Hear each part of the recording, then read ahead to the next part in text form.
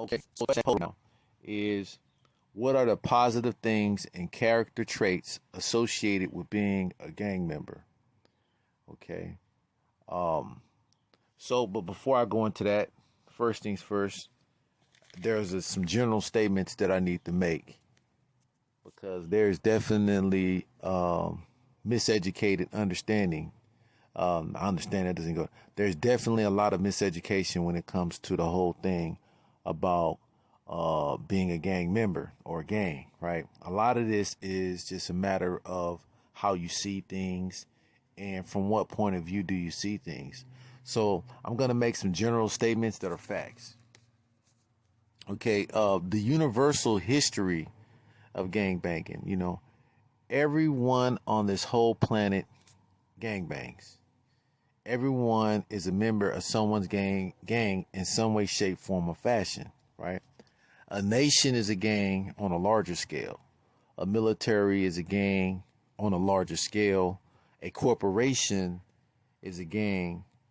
A family is a gang, right? So tell me, what is the difference? Loyalty is loyalty, no matter what. Power is power, no matter what. Territory is territory, no matter what. Okay, so, life is choices.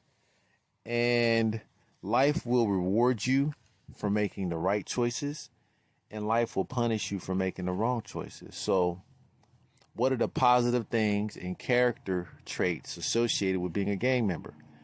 Being a gang member can be the most educational trade school on the planet. Why? Because the things you learn are key survival skills that will last you a lifetime. Key survival skills that will give you the advantage in competitive areas of the world. So, one, okay, you learn how to be a team player. That's one.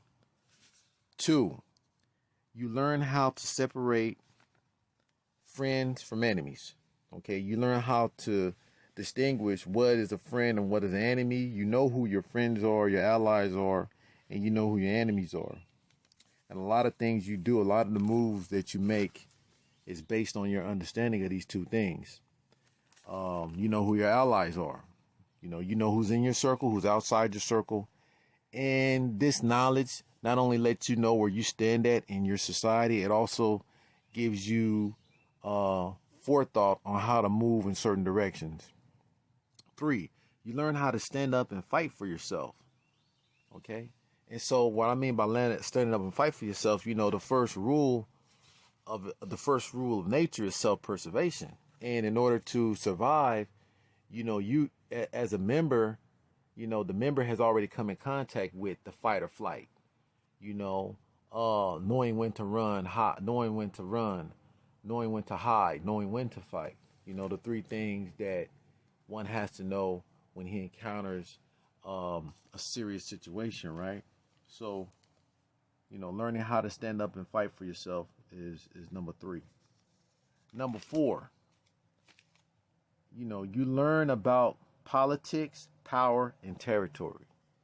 This is a big one because, power, politics, and territory is what makes the world go round.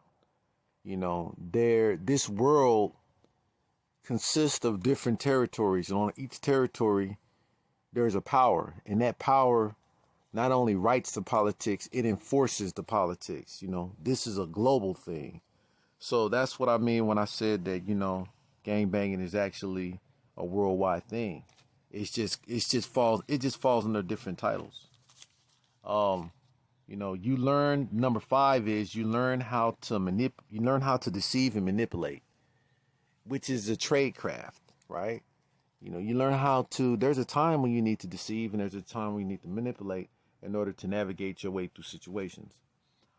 6, you learn how to do dirt the right way, right? Because contrary to politically correct minds, there is a right and wrong way to do dirt. This also means that you do dirt with the intention of getting away with it, right? Okay, so you learn how to, put that square stuff aside and you're hip. You're up on game. You know what's up, right? And you understand that if you're going to do dirt, you have to do dirt with the right intentions And your intention, your attitude before you even get into the situation is, okay, I don't plan on getting caught, right?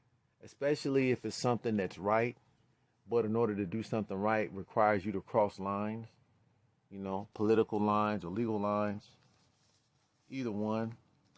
7, you learn about the importance of carrying weapons and the role that weapons play in power struggles. Yes, there's an arms race. There's a global arms race, okay? The biggest countries in the arms race right now is Russia and America, right? This arms race has been going on for the longest. It's not gonna stop, right? Can't stop, won't stop. It won't stop because, this world is one big power struggle, and weapons are important because the country that has the best weapons is the country that's gonna win the war. Okay. Number 8, you learn about trust and why you should be very careful about who you trust. Yes, absolutely. Trust is something that you definitely learn. You learn that you're people in your own circle, and it's people who you've given your trust to, and you take that trust back as soon as they demonstrate to you that they're a cross. There's someone who will put you in a cross, or there's someone that's not trustworthy. So you definitely learn who you can trust and who you can't trust. Number 9, you learn how to navigate through unfair situations and people who don't play by the rules. Yes.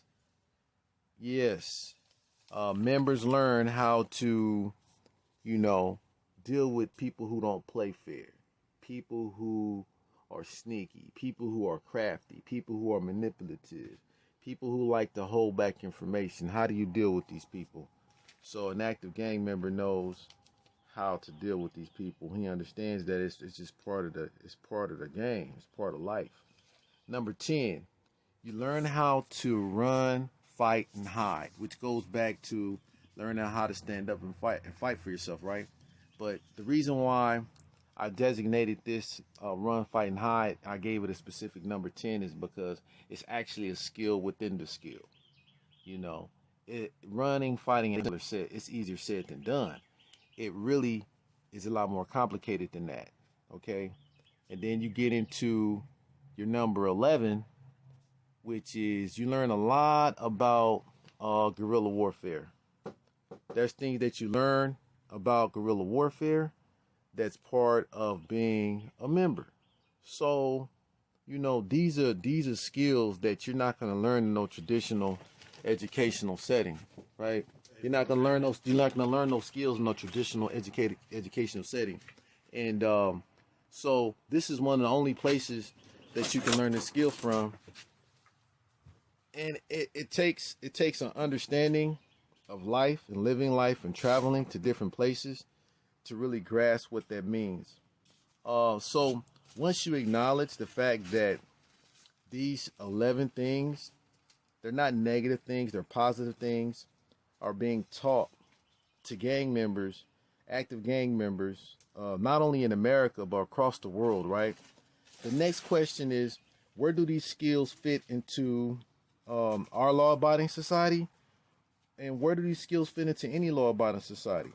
But no matter what every day, each member is placed in situations that demand good choices in order to survive, grow, and develop life choices. And life will reward choices that are right and correct, and life will punish you for making the wrong choices, the choices that are incorrect. So that about wraps it up. I hope you guys really appreciate. This is a brief analysis of, like I said, these soft skills, if you want to call them soft skills, that all active gang members possess based on the lifestyle that they live and based on the things that they do on a daily basis.